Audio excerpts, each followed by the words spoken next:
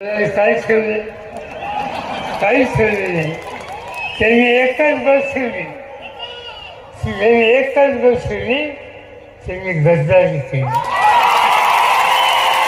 आणि जो गद्दारी करतो जो गद्दारी करतो त्या गद्दारांना शिक्षा द्यायची असते. 350 वर्षाचा होईल, 350 वर्षाचा होईल. शिवछत्रपतींच्या नंतर संभाजी राजांची गणोजी शेतकरी गद्दारी केली. ती महाराष्ट्र विसरलेला नाही. गणोजीला असा सुट्टी नाही. ज्यांनी गद्दारी केली त्यांना आता सुट्टी नाही. आता एकच शिकार आहे उद्याच्या तुमच्या मतदारसंघाच्या